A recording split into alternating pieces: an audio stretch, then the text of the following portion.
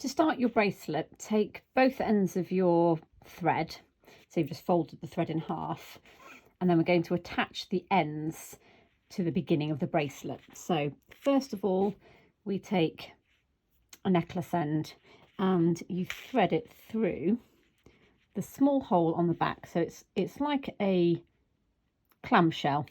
So here there's a hole, and you take both threads through the necklace end so they're exiting out of the open mouth of the necklace end. And then hanging on to the necklace end there, we're then going to take the crimp tube and slide that onto both ends as well.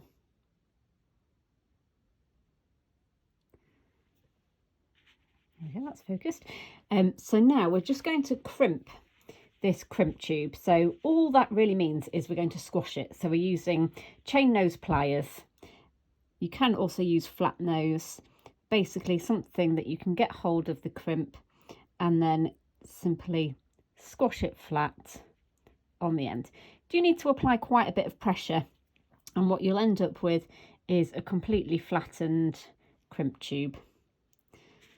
So always best to really make sure that's gripped and actually try and remove it from the threads. Ideally, you should not be able to budge that at all.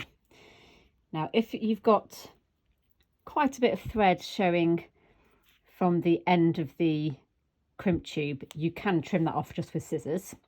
However, you might find you don't need to do that, and the necklace end will close up over the top. The idea is that when the necklace end has closed up over the top of the crimp, you don't see any of the thread showing. So I'm just going to trim off that tiny little bit that might stick out. There we go. And now we're going to close the necklace end.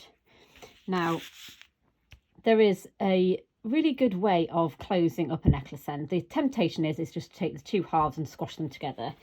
However, if you start the folding process by gripping one half of the necklace end in the jaws of your pliers, so there I've just got one half of the clamshell just in there like that, and then we're just going to start the folding process by pushing against the necklace end on the other side, and what that does is just bring the two halves much closer together, so that when we do the final bit of squeezing the two halves, they just line up really nice and neatly.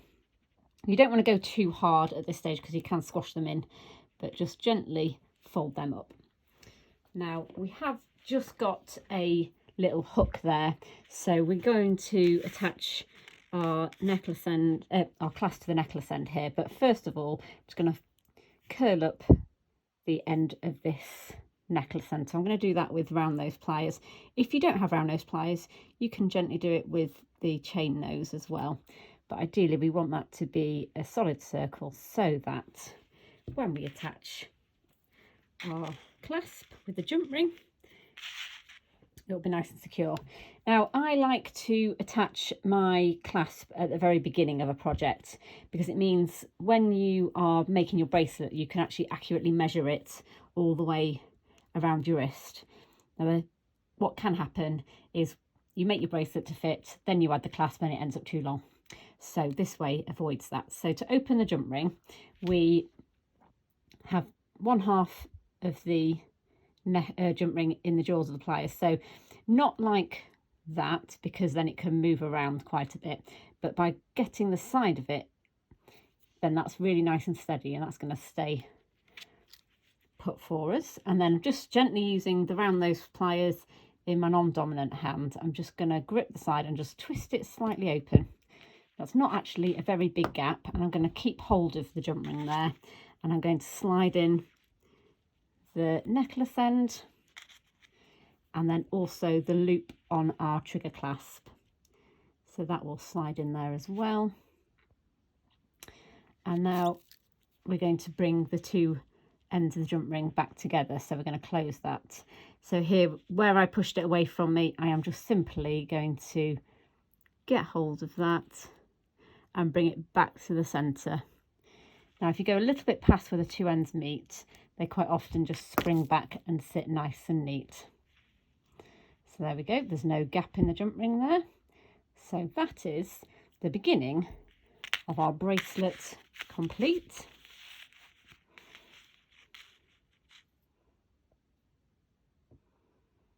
And now we have our thread attached.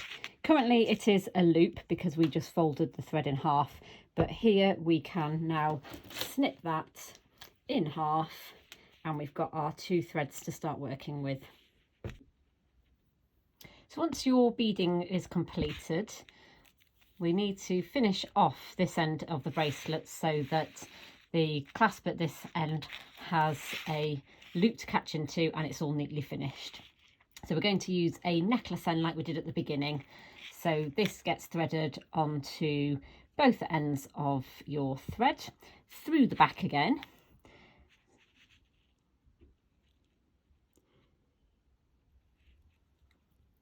And then also through your second crimp tube.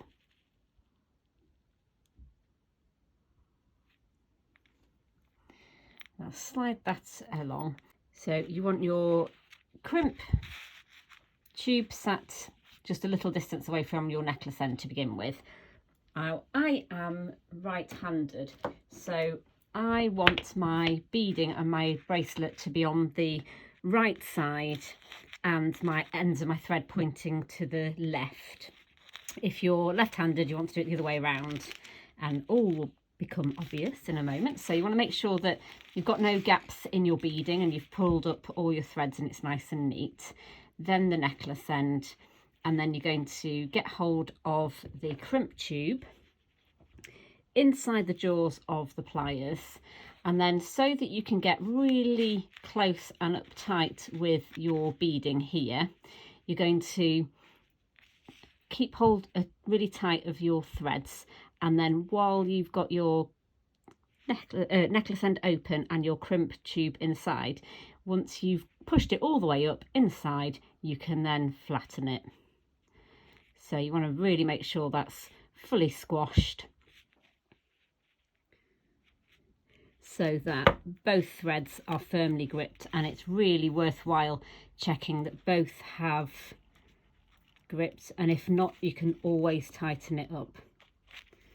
So one of mine is a tiny bit loose still, so I'm going to go back in and really give that crimp tube another squash.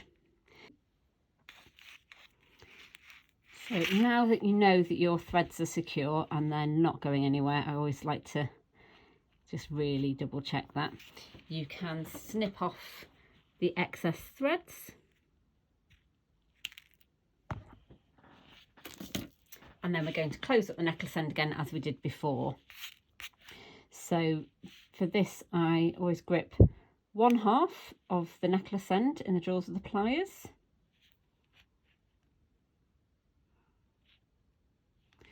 And then start the folding process just by easing up 1/2, so that the 2 halves are much closer together.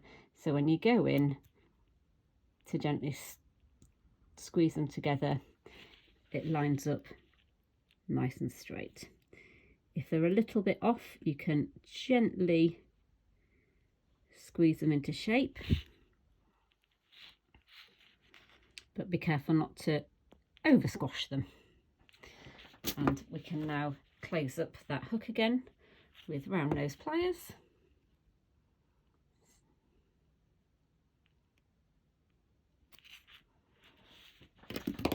And all that's left to do is to attach our final jump ring. So grip the side so you've got a good amount in the jaws of the pliers, and then we're going to use the round nose pliers on the other side to just twist that open. So you're not really pulling it apart, it's just a twist, so you're pushing one side away, and it doesn't really have to be a very big gap, just enough to be able to get the end of your necklace end in there, and then pull the 2 ends close together again. And there we go. The bracelet is finished.